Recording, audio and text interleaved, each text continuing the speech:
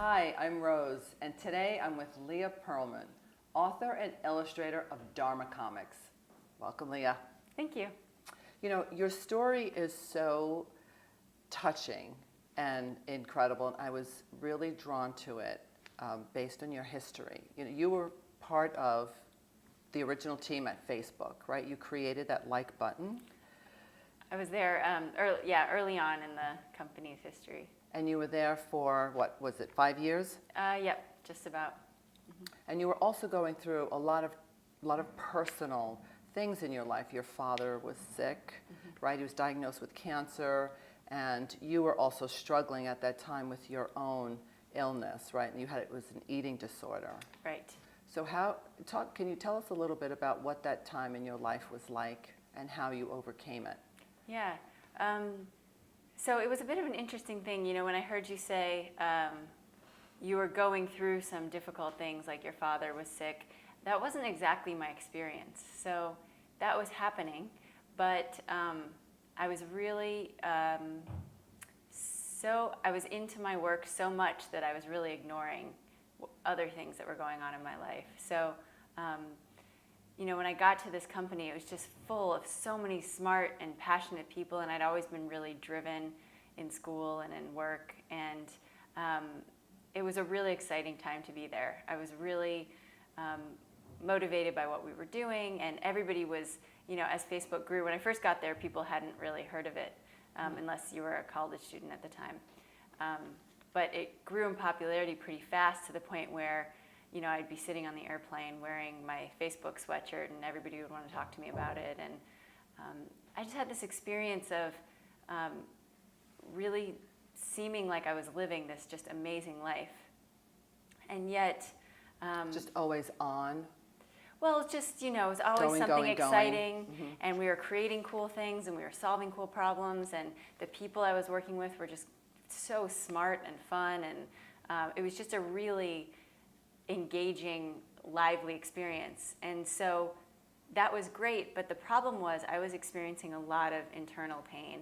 And I had been ever since I was a teenager. You know, I was maybe 14 or so when I first started developing bulimia as a way to kind of, you know, hang out with my friends, eat food like everybody else, but then I also really wanted to be thin and I really wanted to be beautiful and couldn't find a way to uphold the image. I was in a kind of an inner city public school where we sort of make fun of the, you know, the wealthy, thin, superficial girls of the suburbs.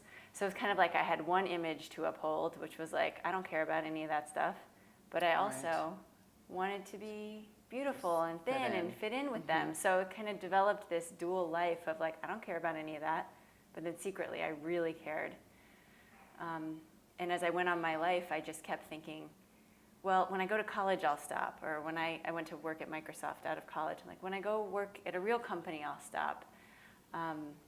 Basically, I felt like I was running away from the disease so fast that I never, until I did, I never took time to understand what was actually happening, what was actually going on in my emotional world. I just kept thinking, this is a problem, I have to stop. I'll stop tomorrow. I'll stop tomorrow. I'll stop tomorrow. For tomorrow kept coming and nothing 15 changed. 15 years, right? yeah. Wow. You took a big leap to leave Facebook. How did that, tell us how that started. What was the precursor to that? Yeah. Well, it was a process. The very beginning, I would say, of my leaving was one morning when my mom called me to tell me that my dad, who had been going back and forth with lung cancer and lymphoma, that his cancer had returned. And I remember my first reaction to hearing that news was, I don't have time for this. I have too much work to do.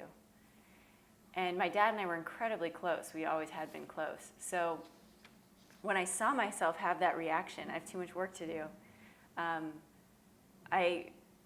my next thought was like, when did this happen? Are these really my priorities? Like, where did those years go, right? Yeah, or just when did I choose this? It was more like, did I choose this? Like, when did I decide I wanted a good job? Or was that something I always thought that I needed to have? Or when did I decide that I needed to go to a good school, or was that always what everyone else was doing? I sort of suddenly in that moment just realized I've just lived this whole life and I don't remember. I remember when I was little, I wanted to be like a princess and an actress and I don't know what else, but I don't remember when I chose this path. And it's what happens with most people today, right? Most kids, they just get on the wagon and society pretty much dictates what they should do and what goals they should have. Yeah. And we do it out of love. It's like we see, good paths, we see things that can be helpful. And I certainly don't regret, there's so many gifts that my path has given me. And also sometimes I feel like I've started life all over again. Like I feel like I'm a 6-year-old or something who's, I'm like, what are my choices? That's great. What do I want to do? And I just, when I left, I started over. So what started the first comic? Yeah. How did that come to be? I love that story. Yeah. Well, so I was keeping, for the first time in my life, I was keeping a gratitude journal because I'd read somewhere, it was like the beginning of the whole gratitude will change your life, phenomenon. So I read that somewhere, so I was keeping this gratitude journal. And, it was maybe a few weeks in. And to keep it, so I'd write, today I'm thankful for blah, blah, blah. And I'd take a picture of what I was grateful for, and I'd post it on Facebook, and I would tag whoever I was thanking. And pretty quickly, I just got kind of bored with the, today I'm grateful for whatever. So I would start just adding little colors or drawing little images or making them just more engaging for myself. Mm-hmm. And one day, it was after that initial call from my mom, the cancer went into remission. And so my mom called to tell me, and I drew this little comic strip of cancer calling my dad on the phone, and my dad telling cancer he had the wrong number. Yeah, and it was like, it wasn't that funny, and it wasn't, right? It was terribly drawn. I should repost it one of these days, because it was like bad even for stick figures. No, no, you have to leave it the way it is. Yeah, well, totally, because then I get to appreciate the progression over time. But yeah, so that received a lot of response, right? Yeah, people loved that. People liked it. Yeah, and I hadn't really realized, but I hadn't been. I think a lot of us experience this where we kind of put the happy stuff on Facebook. We kind of like, this is amazing and this is amazing, but it can be kind of a lot of work to project life is always good, because life isn't always good. At least in my experience, life is good and then it's not good, and then it's good and then it's not good. And of course. So there was a little bit in that one comic where, looking back, it's like, oh, I could share what was happening that was hard. I could share something that was happening that was good, and I could share it in a way that no one felt like they had to take care of me or say, I'm so sorry, because it was a comic strip. It was a very light way to say, this is happening, and I'm good, and this is happening. Right. And I'm hurting, and this is happening, yep. And I'm letting you know, and people answering or supporting you, right? Yep. So you're building community. Yep. So how did you get to Drawn Together? Yeah. Congratulations. Yeah, thank you. And we have a copy here. Hopefully we'll get to send it to one of our members. Oh, that's great. So I drew that first comic and posted on Facebook, thought nothing of it.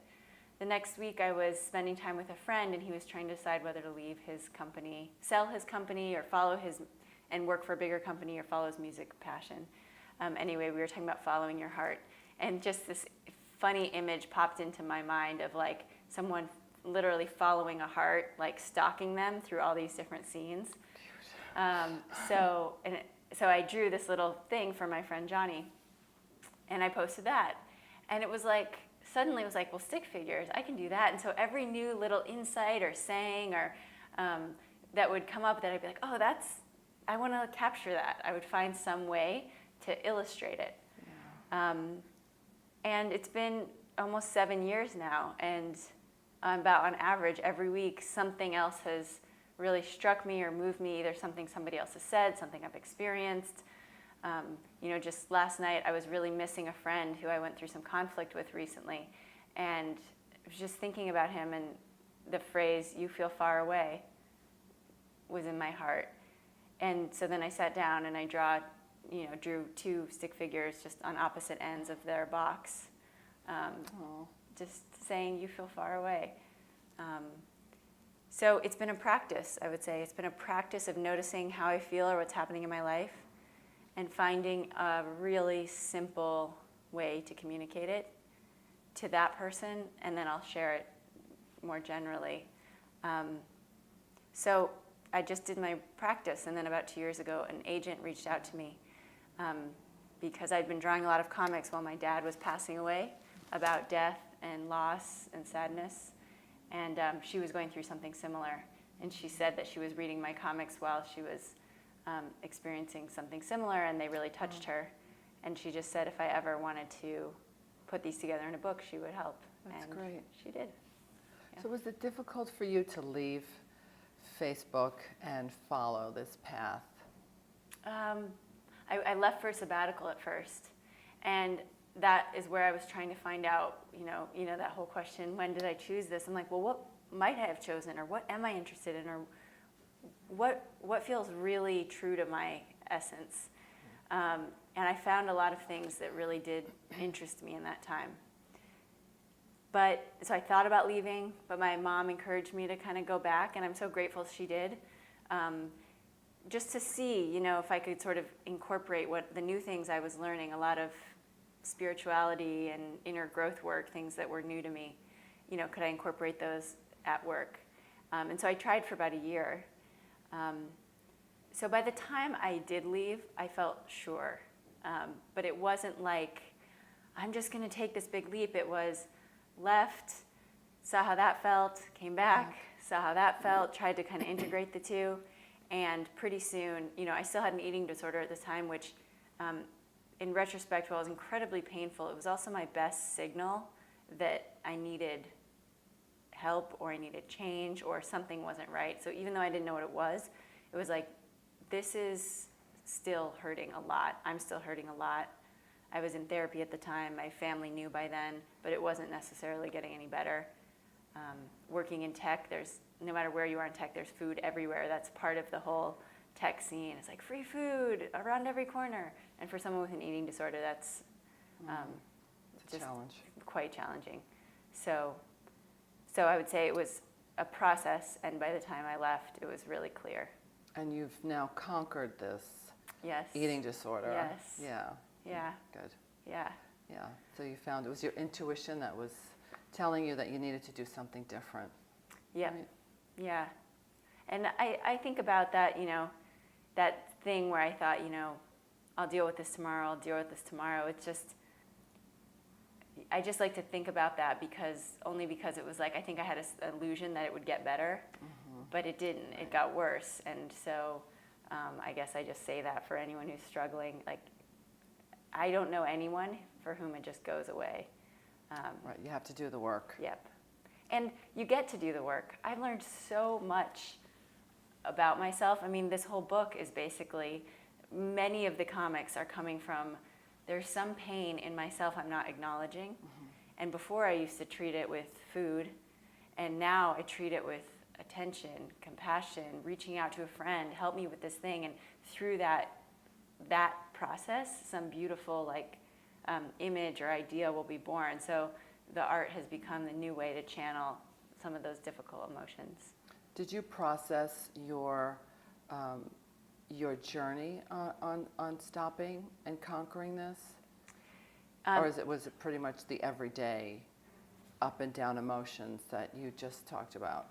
Yeah, I would say I didn't literally chronicle my recovery, but if you look in the book, the very first chapter, it's called Loving Me. Right. And it's all about self-love. And primarily that's because for my own healing path, I had to learn. I mean, I was in such self-hatred. No one treats themselves that way if they're not in serious judgment and shame about who they are. So my healing path was constantly, I'm okay, I'm okay, and I didn't believe it and didn't believe it and didn't believe it, and then started to believe it and then didn't believe it and didn't believe it, and then kind of believed it and then didn't believe it. And so I have so many comics that are about learning to love myself, because that was just, it's still a process. It's an everyday process, Yeah. it is. Yeah. And even now, I could say, at my age, I'm a little bit older than you. It is, because we go through, life is always presenting us with challenges, so we can't expect that we're always going to face them in a positive way. There are times where we become vulnerable, and we just have to deal with the vulnerability. Mm-hmm. As long as we have the support to get through it, I think then we'll be okay. Yep.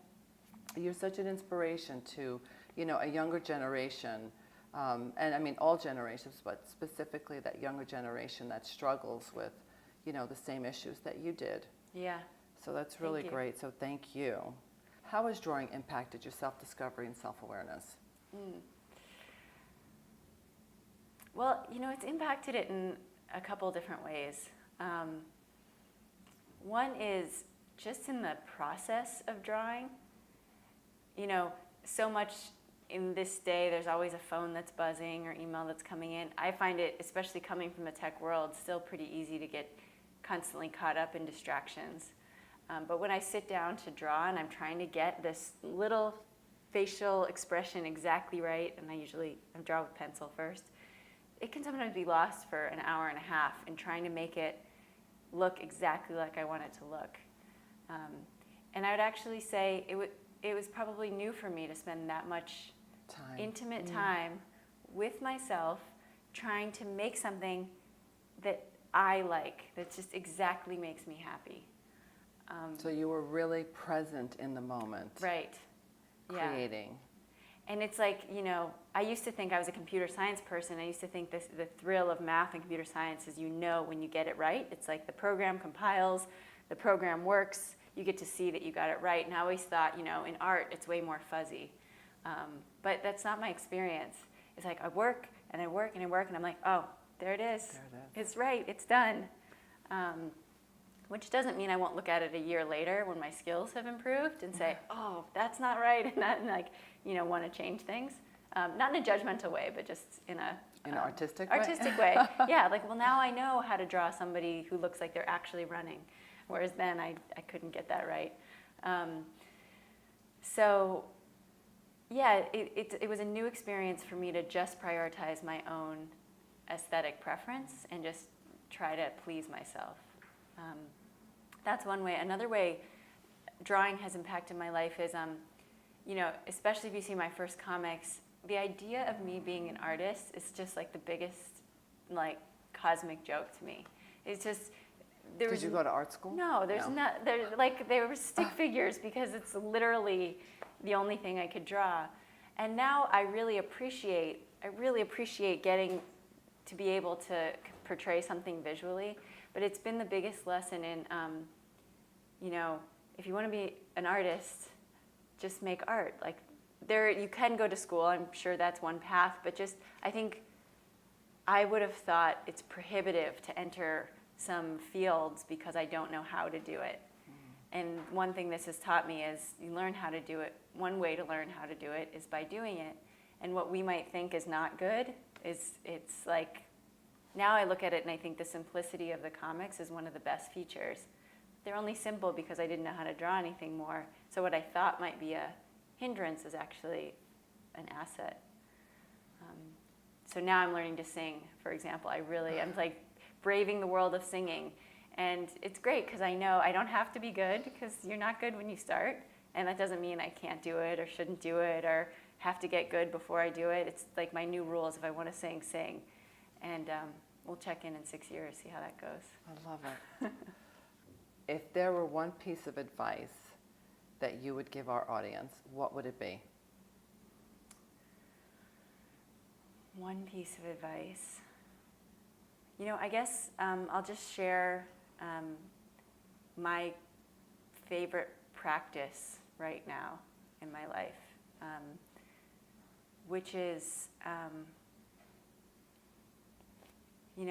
for a lot of time, even while I was working at Facebook, when I was deciding to leave, I would struggle with this question, which was what is my purpose? What am I meant to do? what truly brings me alive. And I would think I needed to come up with some big fancy idea, or like I need to come up with the thing that I need to go and do. And I realized through that process, I found that very stressful actually.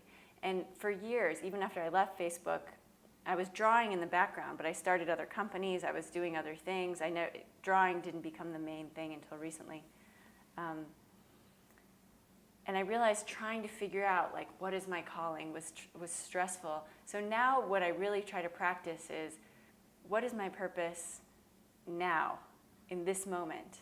What's my purpose for the next hour? What's my purpose for this day? What am I most drawn to do today? And bringing that kind of stressful, what is my big life, whatever, and just narrowing the scope as narrow as I can get it. If I can get it to this minute, great. If I can't, maybe today. Maybe by the end of the today, I would like to draw one thing. And I found so much peace in not having to figure everything out. And I've also, you asked earlier where this book came about, and there was no plan. I never planned to write a book. I never planned to be an artist. I had no agenda. There was no pushing. There was no anything. It was literally, what do I want to do today? And in 6 years, that added up to a whole career change, the book launch. This whole thing happened with moment by moment choices. Right. So sometimes you can't expect to plan out your future, right? Be open to the possibilities and look what happens. Yeah, exactly. That's great. Yeah, thanks. Thank you, Leah, Yeah, so much for being with us today. thank you. It was great to be here. You can find out more about Leah on her website, dharmacomics.com. Get the book, and thank you.